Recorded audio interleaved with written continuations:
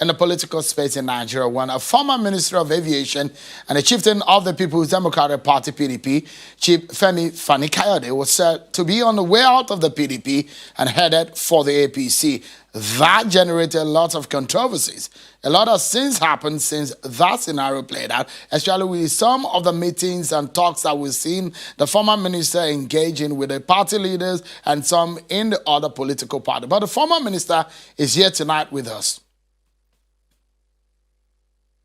Chief Fani Kayode is a guest on the program tonight, and he joins us from our Abuja studio. Thank you, Chief Fani Kayode, for joining us tonight. Let's begin the conversation by getting clarity on some of the things that we've seen and heard. Now that you're here physically with us, we can get all of those clarity. There are indications that you were leaving the PDP for the APC, but it appears you have made a U-turn. What happened? I wouldn't say a U-turn was made. I said from the outset of this whole issue that I was in the PDP. I never said that I was in the APC. What I said was that we were having discussions with very senior people within the APC who happen to be friends of mine, and we're working closely together to bring this country together and to build bridges and to ensure we have unity and progress. And of course, all kinds of things happen in politics. Suggestions have been made. Negotiations have been entered into, discussions have been had, and options have been considered. But I never said I left the PDP. I am still in the PDP. However, I do have very, very, very close friends within the APC, as I do the PDP as well. This has always been the case with me. I believe in cross-fertilization of ideas, and I believe strongly in working closely with even those I may not agree with politically. So, give us a sense of what is happening. Is it a situation that you never wanted to join the APC, or something happened along the line that you changed your mind because there was a meeting with yourself and the leadership of the PDP? Were they prevailing on you to stay back in the PDP, or what exactly were the contents or the matter for discussion at that meeting on Friday? Well, having been a leading member of the party for many, many years now, it shouldn't be as a surprise to anybody that from time to time, members of the National Working Committee do go out of their way, and it's a great honor for them to come to my home and to discuss issues with me, issues touching and concerning our party, some reservations and some issues that some of us may have had. We've ironed all these out, whatever it is that the problems were, not just about me, but also not just from me, but also from a number of other people. I believe we've gone quite far in resolving all these issues. And but that is a family affair. It's a private issue in terms of the family of the PDP, and I'm not prepared to go into detail about what transpired in that meeting. But what I will tell you is that it's an honor for me that the NWC, not any committee, not a delegation, but the NWC, together with and every single officer of the NWC, were gracious enough to come to my home and speak with me about our party and our future, what we hold for the country, and how we're going to move forward. I'm also happy at the fact and gladdened and honored by the fact that the chairman of the PDP Ministers Forum, Alhaji Tanimu Turaki, who is a great man, senior advocate of Nigeria, also came with that delegation to represent the former ministers. So all these issues have been discussed, a number of matters have been looked into, and we'll see how we move forward from here. Chief Fani Kayode, give us a sense of what is happening really, because a lot of people are in the dark. So it doesn't look like the feeling that a lot of Nigerians have that politics in Nigeria is more of abracadabra. The more you see, the less you understand, or the less you see. Is it that you never wanted to leave the PDP, or something happened along the line? We keep pressing on this issue. Let me tell you again, what I wanted to do or what I didn't want to do is something that I'll keep firmly to myself. Politics is an issue that changes from day to day. People go in different directions depending on what they feel is happening around them. Like in any family, there are issues from time to time within a wider political family. But the most important thing is what I do, not what I intended to do or what somebody may believe that I'm doing, but what I'm actually doing. And I'm saying to you that I have had many discussions with people across party lines, as have many other party leaders. I have remained in the PDP. I am still in the PDP, and we're working out issues within the PDP, and I'm happy to be here. I'm also telling you that I'm speaking to people from other parties who I respect, as are other members of the PDP, and we're happy to do that because we are all politicians, and we must learn to speak to one another. We must learn to understand one another, and we must learn to build bridges. That is perfectly natural. In fact, we should have done more of that before. It's a normal thing, and I don't think it's adakabra at all. I think it's a very, very positive thing. And we come to understand one another, and we can move this nation together, forward together, without necessarily throwing stones at each other. And I think that's the way forward, and that's certainly the way that most of us are playing politics now. It's a good thing. So, I mean, so give us a sense of some of these issues that are taking you across party lines. I think the most important, well, what I'm saying is we're discussing across party lines. I haven't crossed party lines. And it's very, very important to make that distinction. And you'll probably find that there's a commonality of purpose amongst virtually all of us. We all want peace, we all want progress, we all want unity, we all want understanding. And I think most important of all is that we all recognize the fact that this country is on the brink of war. The security situation is so bad that it's just not good enough for us to get up and be throwing stones at, for example, the president or the government and saying they haven't done enough. We've got to prefer solutions to these problems that we are all facing, and we've also got to be able to say things to them privately, which we may not want to say publicly because it might create an even greater problem. But this country is divided now. It's divided on regional, ethnic and religious lines. We cannot run away from that fact.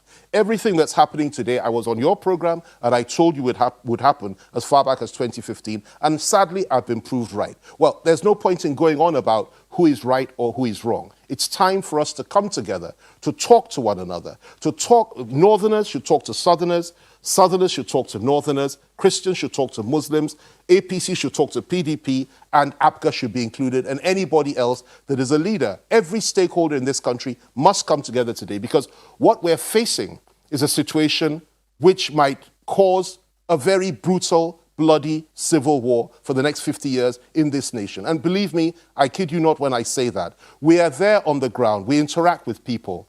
And if you look at what's happening in the north, you look at what's happening in the middle belt, you look at what's happening in the southwest, the south-south, and the southeast, all you see is chaos, carnage, murder, and killing, and kidnappings everywhere, usually by the same suspects. And it's a very tragic situation which affects each and every one of us. So if you are a leader that is still practicing politics in the normal way, that is to say, to act as if there is no point in dialogue, then you're not really a leader. It's time for us to come together, bury our differences as one, and try to solve the problems of this country together.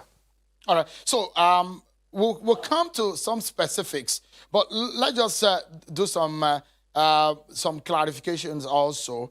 The idea of you having talks and conversation with politicians out of the PDP, especially within the APC, knowing your strong criticism of the APC and the Buhari government, isn't it intriguing, Mr. Fani Kayode or Chief Fani Kayode, or don't you think so, considering that you have been a strong critic of the APC and the Buhari presidency, how do you defend it? I mean, you got into a point that there are speculations of you wanting to go to the APC. I mean, that's not going to be a news anyways, because, I mean, you've been in the APC before you left.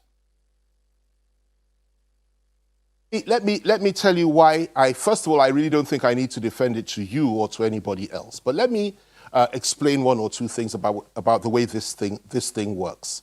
I have been in opposition, and I've been in the PDP for almost 20 years now. For almost 9 months of this 20 years, I think in 2013 or thereabouts, before APC was formed, I was outside of the PDP, and I was with those that eventually formed the APC. 9 months out of almost 20 years. Outside of that, I've been consistent and clear in my views. For the last 5 years, I've been the leading critic and opposition member of this government. There was a survey by Vanguard newspaper of the top 10 critics of this government in terms of consistency. I was voted as number 1 by readers of Vanguard newspaper. And I have no apology for that. I'm very proud of that. That is what I've been doing, and that is what I do, and I will continue to speak out against injustice and what I think is inequitable behavior or bad governance. However, that does not preclude me or stop me from speaking with those on the other side of the political divide. Simply because you oppose a policy, simply because you are not you're a critic of a government or you're in the opposition party, it does not mean you don't talk to the other side.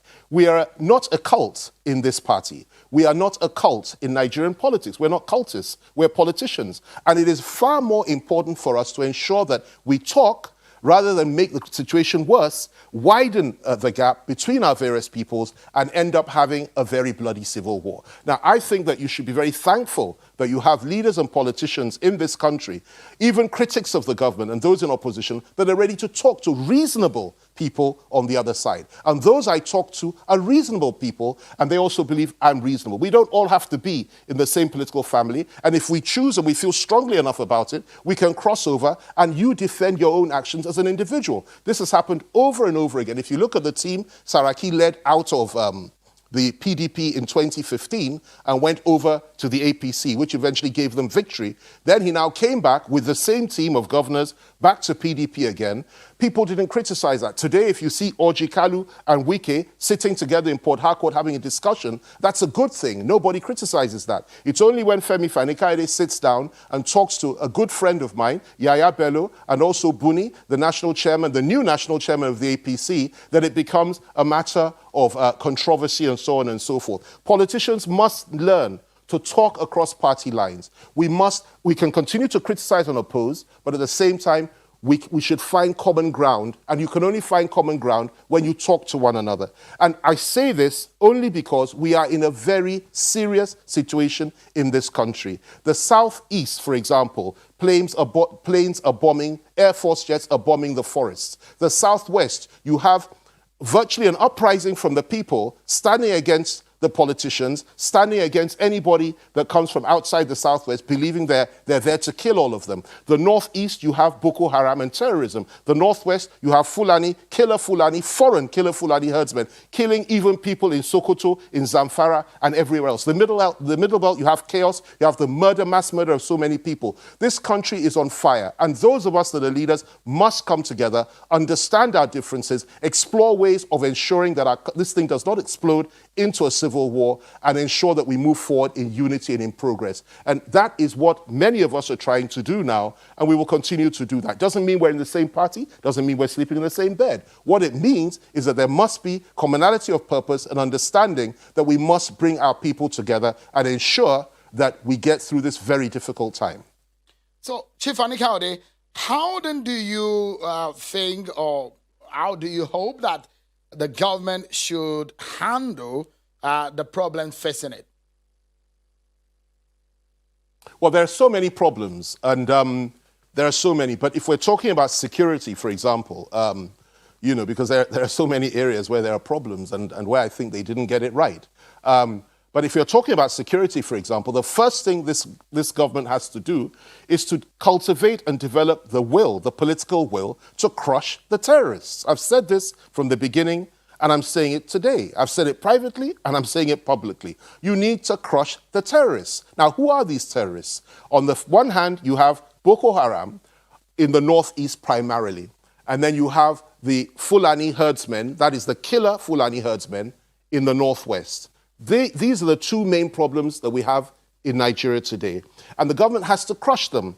In terms of Boko Haram, for example, when President Goodluck Jonathan was in power, he actually went out of his way and he ensured that we had help from foreigners. He brought in people, I think they were South African mercenaries or whatever it is, and they did an excellent job. Now, forget about the disinformation that has been put out there. At the time of the election, you and I know very well, the whole of the Northeast have been cleared of Boko Haram except for Sambisa Forest. That was primarily the work of the Nigerian army in conjunction with foreign mercenaries that were contracted to do the job, and they did an excellent job.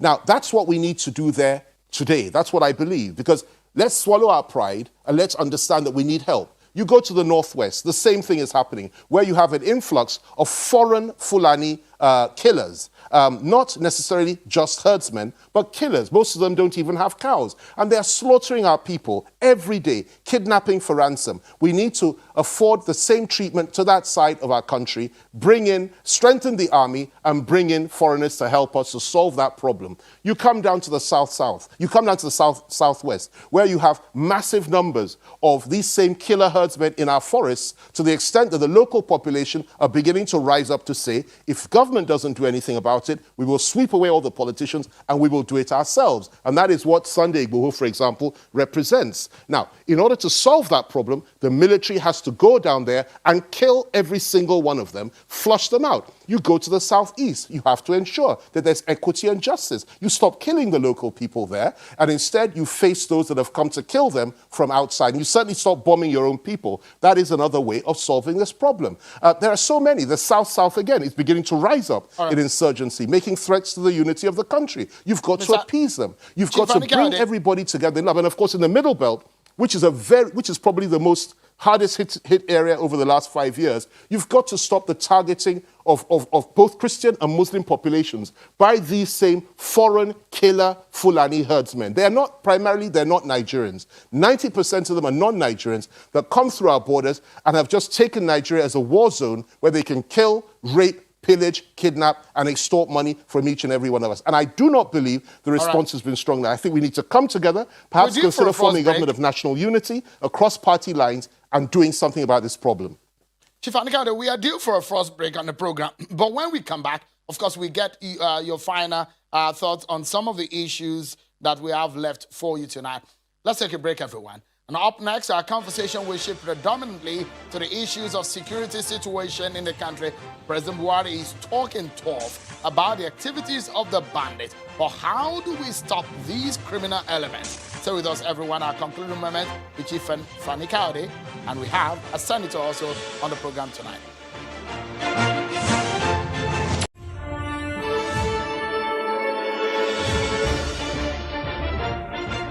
Thank you so much, everyone, for staying with us on the program. Let's get back to our conversation with Chief Fani Kayode, former Minister of Aviation and a chieftain of the People's Democratic Party, the PDP. Thank you, Chief Fani Kayode, for your time tonight. Let's get back to our conversation. And within the few minutes that we have left, I'd like us to touch on some very critical issues. You mentioned the issue of security, but let me take you back quickly on the situation in your party, the PDP. But I'd like you also to react to what has been some concern for some APC member when they heard that you were coming to their party. On that knowledge, some of them protested. How does that make you feel? Me feel anything? Absolutely nothing. First of all, this is the first time I'll hear somebody will complain about somebody coming when that person has not, told them that they're coming anywhere. So that's the first problem. The second problem is in any political party with a kind of harsh treatment and solid body blows and left hooks and right crosses that I've given the APC over the last 5 years, every day, I'm not surprised at all that some people will feel that way. However, there are a very small number of people, and I know who they represent. They represent a small segment of the party. The most important thing is that the heart of the party, the elements, the strength of the party, people like Yaya Bello, people like Buni, the national chairman, and so on and so forth, are the ones reaching out. Those that are stuck in the past and don't see the wisdom in reaching out, even with adversaries from the past, are simply ignorant, and they simply don't even know what politics is all about. We have a major problem today. It's not about intra-party politics or inter-party politics. We still have our differences. It's not about policy. We don't all have to agree on policy. It's about saving our nation. And I will sit with anybody from any party that has any ideology, providing that person wants peace and progress. And that's how a sensible person ought to be behaving. So I lose no sleep over that sort of thing. It's to be expected. And it's the first time I've heard about somebody being rejected when, in fact, they never made an application for anything. So I think we should move on from there and really talk about security. All right. But I mean, what I probably would have put a follow-up on that, because the question would then be, if they had not protested, maybe you would have found yourself in the APC. But let me allow you to speak on this, Chief Fani Kayode. Things are not going well with your party, the PDP, and that's why we see the reconciliation. Listen to me very carefully, Shehu. Are you there? I'm here. Yeah, go Are ahead. you there? Yeah. I can't hear you suddenly, sorry. So please go ahead. I can hear you. Go ahead. I can't We can hear you, but I hope you can hear me. Listen to me very carefully. The people that matter within a political party are those that are close to the president and those that are working with the president and those that lead the party, okay? And these are the people that we are talking to, not about crossing over, but about bringing the country, moving the country forward and working together. I don't like many people in the APC either, just as many in the APC or some in the APC don't like me. It's not about liking, it's not about loving, it's not about getting married, it's not a marriage, it's about moving our country forward together. And I find it curious that there should be so much consternation about what I do or what I don't do. I actually feel very much like the beautiful bride. So many people love me on both sides of the political divide, and that's a good thing. That's a wonderful thing. It's an encouraging thing. And that's what I hold on to, and that's why but I'm in the PDP. I'm within my own party. I never intended to leave my party. I've had discussions with good men on the other side. We will continue to have those discussions, and it has nothing to do with what anybody else may feel. In our own party, for example, there are many people that feel very bad that I should even sit with talk to people on the other side. But I point out to them that this is what we need to do if we're serious about unity. You asked me a question earlier, which I think is far more important, about how to move forward. One of the things I'll tell you right now is this. If you want good security in this country and solve the security problem, you need to begin a process of opening negotiations with people like Sunday Igboho, who represent 90% of Yoruba people in this country today in their thinking, and open negotiations and deprescribe an organization like IPOB. I believe this strongly. In order for us to move forward as a nation, anybody that has not killed anybody, I think we should sit and talk to. And I think we need to come together, build bridges, talk to even past enemies, past adversaries, in order to save Nigeria. So this is well beyond party politics. It's bigger than politics. It's bigger than party. Leaders make decisions that may be difficult and painful sometimes and make sacrifices in order to move the country forward. Chief Fani Kayode, we just have about 60 seconds to the end of the that program. We have peace in this country, understanding, and we move the country forward. We have just about 60 seconds, but I don't know how we're going to do it. There are two questions that I'd like to ask you, but I don't know how we can get these two questions answered in just 60 seconds. The first is going to be the issue of your party. It seems to be like, it looks like things are falling apart. And a lot of internal bickerings in your party. I'd like you to touch on that and perhaps also touch on what is happening between the governor of Benue State and that of Bauchi. They both have disagreed on this issue of security. You have taken sides, obviously, because I read about your comments about this situation. If in 30 seconds you can answer that, then I can actually pose our last question on the program for you. It's amazing. Well, let me put it to you like this. First of all, I don't see any rancor within the PDP. I see disagreements here and there. That's natural in any family. People are coming together. The party is strong. The party is bold. The party is looking to the future. There may be a few people that are not happy. I know the party leadership is working hard to bring everybody on board, and let's see how it goes. So there's certainly no disarray. There may be a few disagreements here and there, but we're working on it. And I have absolute confidence in the party leadership that these matters will be worked out. And so that's number one. Number two, the issue of my good friend, Governor Bala Mohammed, and also Governor Otum. I sympathize with Governor Otum and the people of Benue State over what they've been subjected to for the last 5 years. I have spoken out more than anybody else about the killings that their people have been subjected to by armed militants and Fulani herdsmen and killers in Benue State. More than anybody else, even more than Otum himself, even though I'm not from there. However, on this issue, what did Bala say? Bala Mohammed of Bauchi said that the Fulani herdsmen are entitled to carry AK-47s, that in order to protect themselves and to protect their cows. I disagree with that. I don't think anybody should be allowed to carry weapons. And if they do carry weapons, let all of us carry weapons. That was my position. And of course, Otom also disagreed with that. However, where he, I think, got it wrong was when he said that Bala Mohammed himself is a terrorist because he voiced that opinion. Now, I've known Bala Mohammed since 2005. I've known him when I was Minister of Aviation. I knew him when he was in the Senate. I knew him when we were in the Ministers' Forum together. I knew him when we were in detention together. I've known him, we're close. And I can tell you, he and I have come together to face the real terrorists who at one point wanted to lead our party, the PDP, and who we joined forces and threw the man out. He wanted to be our national chairman. And I know how strongly he feels about killing other people. He's not a killer, he's not a terrorist, but we may disagree, and we do disagree on a number of fundamental issues. But to call him a terrorist, I felt the Governor Otum, with the greatest respect to him, went a little bit too far. That's not Bala Mohammed at all. I know him, and I will always stand up for my friends. So, if not for Bala Mohammed and people like that, we're obviously out of time. Because he led the campaign for good luck to if you can touch on this in 20 seconds, it will be good. The politics of zoning has been made popular by the PDP and is now like an unwritten rule. Where do you think will be fair for the presidency to be zoned to in 2023? Just in 20 seconds, please. Well, it all depends on which party you're talking about. For me personally, I think the idea of a southern presidency is a very attractive thing, because what's been happening over the last would have been 8 years by 2023 is something that has divided our country. I mean, nobody can deny that. And nationalism, Yoruba nationalism, Igbo nationalism, the quest for Ududwa, the quest for Biafra, the quest for the Niger Delta Republic, and these are very, very strong right now. The overwhelming majority of the young people believe in these causes, and therefore you need to make the South feel appeased. You need to give them something to hold on to. However, that might not even solve the problem. However, there are some people that believe that politics is a game of numbers. Why should it go to the South? Some may want to keep it in the North. It all depends on which party you're talking about. And when the time comes, we'll look at that. We will all make an input. We'll all participate in that decision, and we'll identify who it is that can rule this country together in 2020, that can rule this country well from 2023 onwards and bring us back, pull us back from the brink. Chief Fani Kayode, chieftain of the PDP and a former aviation minister, thank you for your time tonight with us on the program. Very much. Shalom. Thank you.